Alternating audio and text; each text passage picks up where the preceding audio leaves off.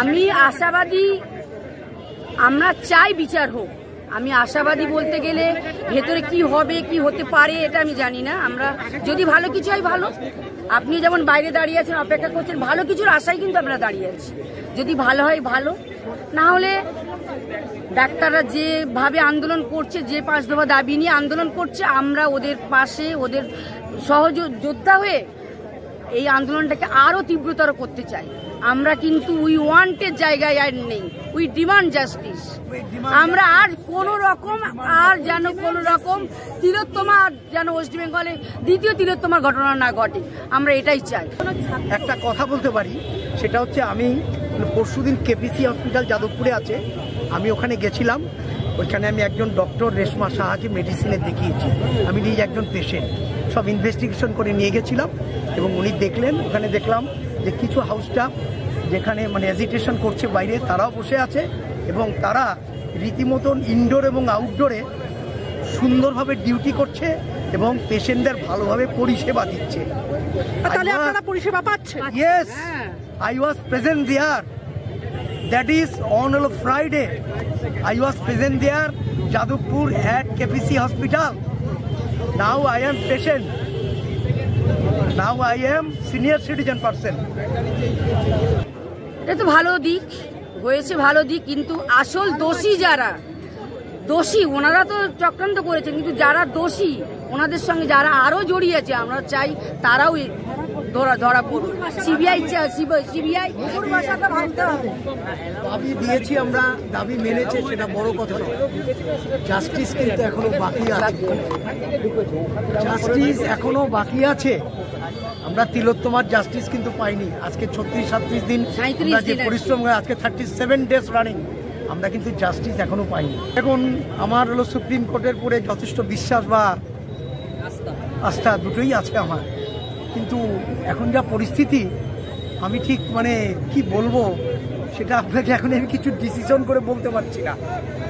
মানে এটা একটা আন্ডারস্ট্যান্ডিং এর মধ্যে আমি আছি, এখন ফাইনালাইজ কিছু আপনাকে আমি বলতে পারবো না, কারণ এখন যা সুপ্রিম কোর্টের চলছে।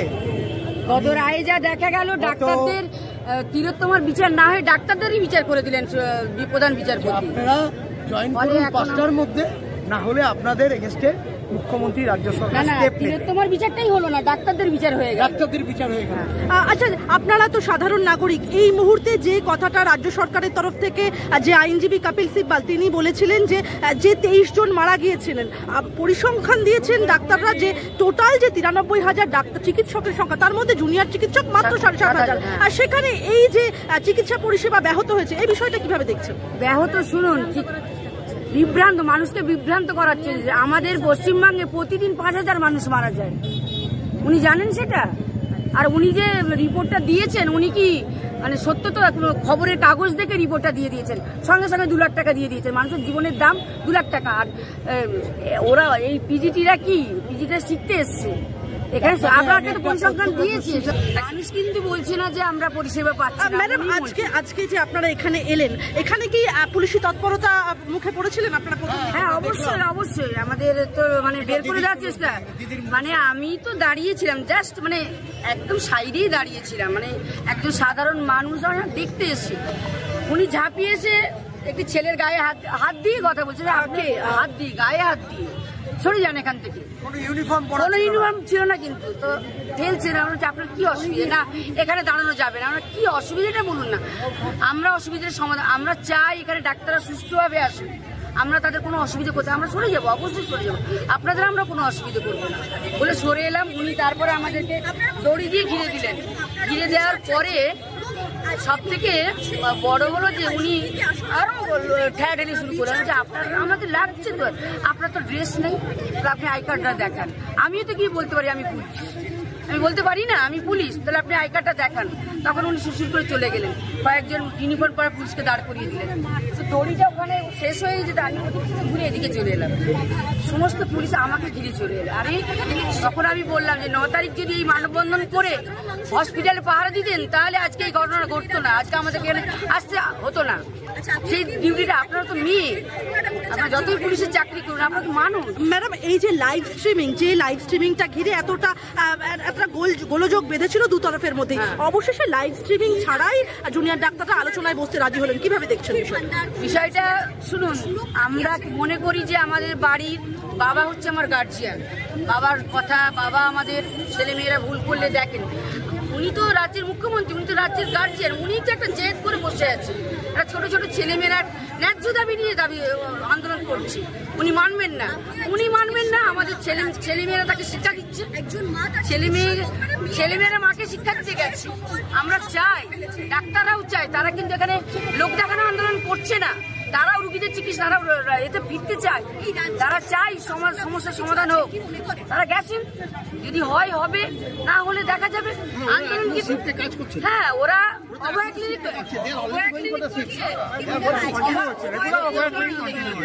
করছে, ফলে অসুবিধাটা কোথায়? পরিষেবা চলছে, উনি যেটা বলছেন মার্কেটে।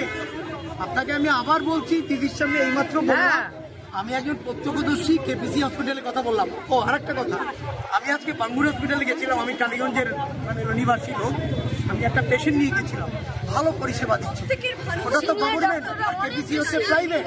ডাক্তাররা যথেষ্ট আন্তরিকতার সঙ্গে দেখছে, পাওয়া যায় না। এবং কালকে আমি স্বাস্থ্য ভবনে গেছিলাম, আপনি ভাবতে পারবেন না, বৃষ্টির জল পড়ছে, আমাকে একজন জুনিয়র স্টুডেন্ট, একটি মেয়ে আমাকে কাকু বলে সে ঢুকিয়ে দিয়ে নিজে ভিজছে, আমি দেখে তন্ময় হয়ে গেছি। শুধু ডাক্তারই না, ও আমার মেয়ের মতো, এই যে তার ব্যবহার, আমি শুধু ভাবছি ওর দিকে তাকিয়ে। এই আন্দোলন কোথাও গিয়ে তাহলে মানববন্ধনের একটা অন্য ছবি তুলে ধরলো বলছেন? নিশ্চয়ই, অবশ্যই।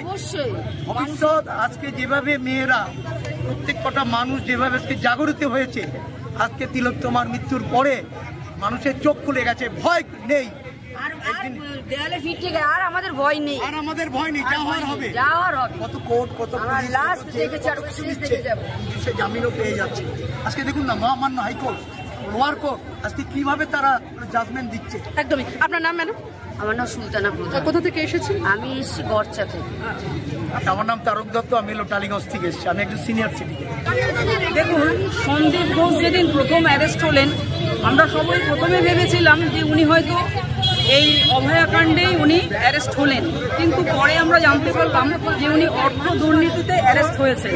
যাই হোক, অ্যারেস্ট তো হয়েছেন, কিন্তু আশা আমি পার্সোনালি বলছি যে উনি অ্যারেস্ট হবেন, একটু হয়তো সময় লাগছে। এবং গত পরশুদিন যখন আমরা দেখলাম উনি অ্যারেস্ট হয়েছেন এবং সাথে তালা থানার ওসিও অ্যারেস্ট হয়েছেন, এটা একটা বলতে পারি প্রথম একটা স্টেপ। আমরা যে অন্ধকারে রয়েছি, এই অন্ধকার থেকে স্টেপ বাই স্টেপ আমরা আলোতে ফিরব। এখন পুরো অন্ধকারে রয়েছি, এটা আমি মনে করি যে খুব ভালো পদক্ষেপ, এবং যা হয়েছে খুব ভালো হয়েছে, এটা আমার কাছে একটা ফার্স্ট স্টেপ। উৎসব নিয়ে মুখ্যমন্ত্রী খুদ বলেছিলেন উৎসবে ফিরতে। আগামীকাল বিশ্বকর্মা পুজো, পুজোর তো আগমন বলা হয় বিশ্বকর্মা পুজো, কিভাবে দেখছেন উৎসবের সারা? আমি কেন, আমজনতা কারোর মনের মধ্যে কিন্তু উৎসবের কিন্তু সেই মেজাজ নেই। আমাদের কাছে এখন একটাই উৎসব, বিচার পাওয়া, এর বাইরে আমাদের কাছে কিছু নেই। এক কথায় অভয়ার বিচার। জুনিয়র চিকিৎসকদের উদ্দেশ্যে এর আগে সুপ্রিম কোর্টে রাজ্য সরকার রিপোর্ট জমা দিয়েছিল যে জুনিয়র চিকিৎসকরা এই যে অবস্থান করছেন, এই যে ধর্ণা তাদের চলছে, এর ফলে রাজ্যের স্বাস্থ্য পরিষেবা ব্যাহত হচ্ছে। একটু আগে আমার এক দাদা উনি বলে গেলেন MR বাঙ্গুর হসপিটালের কথা, কেপিসি হসপিটালের কথা, সেখানে পরিষেবা 100% পাচ্ছে। অতএব একথা কখনোই বলা যায় না যে ডাক্তাররা সেবা দিচ্ছে না। তার আরেকটা উদাহরণ আমি দিচ্ছি, স্বাস্থ্য ভবনে অভয়া ক্লিনিক কিন্তু রয়েছে এবং সেখানে প্রত্যেক দিন ডাক্তাররা কিন্তু পরিষেবা দিচ্ছেন। এতে কি প্রমাণ হয় ডাক্তাররা পরিষেবা দিতে চাইছে না? ডাক্তাররা 100% পরিষেবা দিচ্ছে। আজকে যে মুখ্যমন্ত্রীর সঙ্গে জুনিয়র ডাক্তারদের যে মিটিং, গতকাল আমরা শুনেছিলাম শনিবার তিনি যখন জুনিয়র ডাক্তারদের ধর্ণা মঞ্চে পৌঁছে গিয়েছিলেন, সেখানে গিয়ে তিনি বলেছিলেন আমি দিদি হিসেবে এসেছি, মুখ্যমন্ত্রী হিসেবে নয়, রাজ্যের অভিভাবক হিসেবে তিনি আজ তার দায়িত্ব কতটা পালন করতে পারবেন বলে আপনাদের মনে হয়? দেখা যায়, এখন তো ভেতরে কি হচ্ছে ওটা আগেও বললাম। আশা করা যায় উনি দায়িত্ব পালন করবেন এবং 5 দফা আন্দোলন যে দাবি যেটা রয়েছে উনি সেটা নিশ্চয়ই ডিসকাশন করে একটা ভালো দিকে যাবেন, এই আশা করতে পারি। আপনার হাতে ইতিমধ্যে আমি গোলাপ ফুল দেখতে পাচ্ছি, এই গোলাপ ফুলটা মূলত নিয়ে এসেছেন কাদের উদ্দেশ্যে? এই গোলাপ ফুল আজকে আমরা ডাক্তারদের জন্য নিয়ে এসেছি, যাতে ওরা এই মিটিংটা করে একটা সলিউশনটা বের করে একটা ভালো রেজাল্টটা বেরো। আমরা চাইছি গোলাপ ওদের দিয়ে ওদের গোলাপটা যাতে দেওয়া হয়। আমি দেখতে পাচ্ছি আপনার সঙ্গে আপনার ছোট্ট সন্তান তিনিও আজকে এসেছেন, কি বিচারের দাবিতে আপনার? আমরা আজকে বিচারের দাবিতে এসেছি, আমরা জাস্টিস চাইছি, জাস্টিসের সঙ্গে সঙ্গে আমরা সেফটিও চাইছি। এই আজকে মিটিং যা আছে জাস্টিস তো আমরা যা কোর্ট থেকে পাবো, সুপ্রিম কোর্ট দেন সেটাই পাবো, কিন্তু আমরা চাইছি সেফটি। যা আমাদের 5টা দাবি, সেই দাবির জন্য আমাদের জুনিয়র ডাক্তাররা গেছেন, দেখি কি হয়। আর দিদি, আমরা এখন দেখতে পেলাম জুনিয়র ডাক্তারদের সাথে বহু টালবাহানার পরে অবশেষে মুখ্যমন্ত্রীর এই যে বৈঠক, তাদের মূল যে দাবিটা ছিল প্রথম থেকে লাইভ স্ট্রিমিং বা পরবর্তীকালে ভিডিওগ্রাফির যে শর্ত তারা রেখেছিলেন, আজ কোনো রকম শর্ত সাপেক্ষ ছাড়াই মিনিটসের শর্ত নিয়ে তারা মুখ্যমন্ত্রীর সাথে আলোচনায় বসছেন। কিভাবে দেখছেন বিষয়টা? লাইভ স্ক্রিনিং হলো না, আমরা তো চাইছি আম জনতা যাতে দেখতে পারে, লাইভ স্ক্রিনিংটা হলো না কোনো কারণে, সে আমরা মানে মুখ্যমন্ত্রী জানেন কি কারণ। কিন্তু আমি বলতে চাই যা ভিডিওগ্রাফি হচ্ছে এতেও আমরা বলবো কি ঠিক আছে, আমরা কালকে আগে যা মিটিং ছিল তাতেও আমাদের ডক্টররা রাজি ছিলেন কি দুপক্ষে যদি ভিডিওগ্রাফি হয় তাতেও ওরা করতে চাইছিলেন, কিন্তু তাতে রাজি হয়েছিলেন না। আজকে যদি উনি হয়ে থাকেন তো ভালো কথা, আমি মনে করি যে একটা ভালো কোনো রেজাল্ট, ভালো একটা আশা পাওয়া যাবে। আগামীকাল সুপ্রিম কোর্টে মামলাটির শুনানি রয়েছে, কতটা আশাবাদী? আমরা সুপ্রিম কোর্টের উপরে তো পুরোই আশা রেখে রয়েছি, সিবিআই উপরেও আছে, আমাদের দিদি উপরেও আশা আছে। উনি যদি চান তুমি এই সব সলিউশনটা বের করতে পারবেন। আমরা দেখেছিলাম গত শনিবার মুখ্যমন্ত্রী যখন জুনিয়র ডাক্তারদের ধর্ণা মঞ্চে পৌঁছে গিয়েছিলেন, সেখান থেকে তিনি ডাক্তারদের উদ্দেশ্যে বার্তা দিয়েছিলেন যে আজ আমি এখানে মুখ্যমন্ত্রী হিসেবে না, আপনাদের দিদি হিসেবে পাশে রয়েছি। আজ যে জুনিয়র ডাক্তাররা ওনার সঙ্গে যে আলোচনায় বসছেন, কি মনে হয় মুখ্যমন্ত্রী একজন অভিভাবক হিসেবে কতটা সেই অভিভাবকের দায়িত্ব পালন করবেন? যদি ওনার এই পালনটা না করতে হতো তো উনি মিটিংটা করতেন না, আমার মনে হয় এর একটা পালন আগামীকাল বিশ্বকর্মা পুজো এবং আমরা জানি দুর্গা পুজোর শুরু হয় এই বিশ্বকর্মা পুজোর হাত ধরে। মুখ্যমন্ত্রী বলেছিলেন উৎসবে ফিরতে, কি বলবেন? জাস্টিস পেলে আমরা নিশ্চয়ই ফিরবো, জাস্টিস পেলে আমরা নিশ্চয়ই ফিরবো উৎসবে। আগে আমরা জাস্টিস চাই, তারপর আমরা একদম। আপনার নাম? আমার নাম মনিকা। কোথা থেকে এসেছেন? আমি নিয়লিপুর থেকে এসেছি। দেখুন, একটা যে পজিশন বারবার চলছে, ডাক্তাররাও তো চাই জিনিসটা মেটাতে, ডাক্তাররা কিছু ক্ষেত্রে নমনীয় হতে হচ্ছে, কারণ ডাক্তাররাও কতদিন আন্দোলন চালাবে, তারাও তো চাইছে জিনিসটা সর্ট আউট হোক, জিনিসটা ঠিক হোক, জিনিসটা মিটে যাক। আমাদের পশ্চিমবঙ্গের অবস্থা খারাপ, এটা তো মেটানো দরকার। তো ডাক্তাররা তাদের সেই জায়গা থেকে লাইভ স্ট্রিমিং হবে না, ভিডিও ফটোগ্রাফি হবে না, ঠিক আছে, ডাক্তাররা বলে আমার মিনিটসে তারা দুজন স্টেনোগ্রাফারকে নিয়ে এসেছে, যাতে মিনিটসটা দুপক্ষই সাইন করে সেই পক্ষটা আমরা ডাক্তাররা তাদের পক্ষটা জিনিসটা নিয়ে যাবে। ডাক্তাররাও তাদের দিক থেকে যথেষ্ট সহনশীলতা দেখিয়ে তারা একটা পথ চাইছে। এবার সব দিক থেকে ওপারা থেকে দেখা যাক কি হয়। ডাক্তাররা তো তাদের পথ চাইছে জিনিসটা সলিউশন করার থেকে। আপনারা জুনিয়র চিকিৎসকদের পাশে থাকছেন তো? আমরা জুনিয়র চিকিৎসকদের পাশে সব প্রথম দিন থেকে আছি এবং সারাক্ষণ থাকবো, যতক্ষণ এই আন্দোলনটা যতক্ষণটা চলবে আমরা তাদের পাশে থাকবো।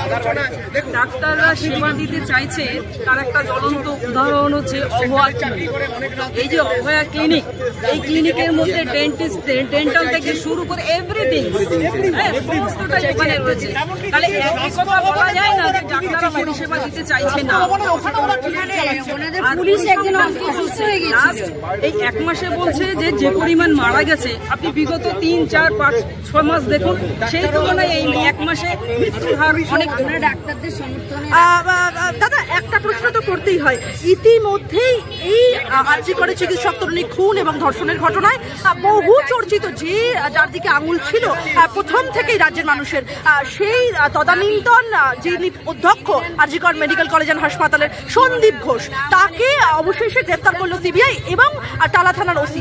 এভিডেন্স ট্যাম্পারিং এর দায়ে তাকেও গ্রেফতার করা হয়েছে, কিভাবে দেখছেন? নিঃসন্দেহে একটা ভালো পদক্ষেপ, কারণ কি যারা ওই ঘটনায় ইনভলভ তারা তো যখন অ্যারেস্টেড যতক্ষণ না হচ্ছে আমরা কিন্তু বুঝতে পারছি জিনিসটা কিছু গন্ডগোল চলছে।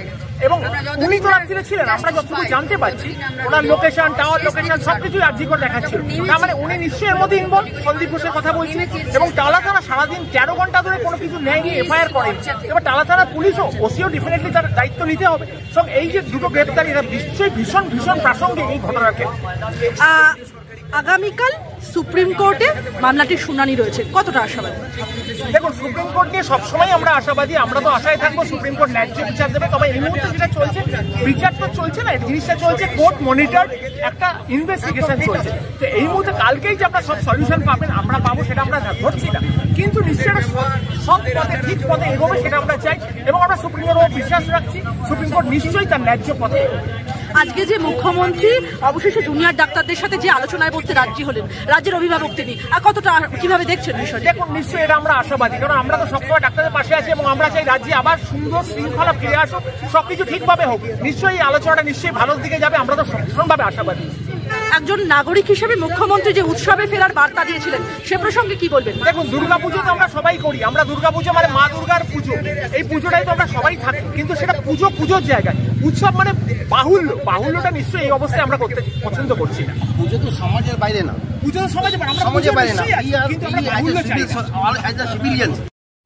আমি বলছি এটা আমরা এই যে বাবা, এই যে মা, আমরা এই হিসাবে আমরা একদম বুঝতে পারছি না যে মেয়েটার সঙ্গে এটা হয়েছে সে আমাদের মেয়ে না। We are scared that it may repeat with any other girl. হতে পারে ওটা আমার মা, হতে পারে আপনি নিজে, হতে পারে পুলিশের ড্রেস পরে যারা লেডিস গুলো আছেন, they are also wearing the police dress only, but after all they are also girls, they are also not safe. যেখানে এরকম আততায়ী লোকের সংখ্যাটা বেশি হয়ে যাবে, ওখানে they not be safe. Police uniform পরলে ইউ আর নট সেফ। যেখানে আপনি নিশ্চয় দেখেছেন পুলিশদের সঙ্গে অনেক এরকম অন্যায় হয়েছে। We don't want that. We want a clean society, a clean state. That's all. তার বেশি আমাদের কোনো দরকার নেই। একটা ক্লিন সোসাইটি চাইছি, যেখানে মানুষ নির্ভয় ঘুরতে পারবে, মানুষ শান্তিতে থাকতে পারবে, এটাই আমরা চাই। আর আমাদের এই movement is not only for doctor, this is the movement of the society, every individual. আমার নাম অশোক কুমার সাউ, আমি ইন্ডিয়ান এয়ারফোর্স থেকে রিটায়ার্ড। আমার ঘন কালো চুলের রহস্য এনপির ফার্মেট। আমার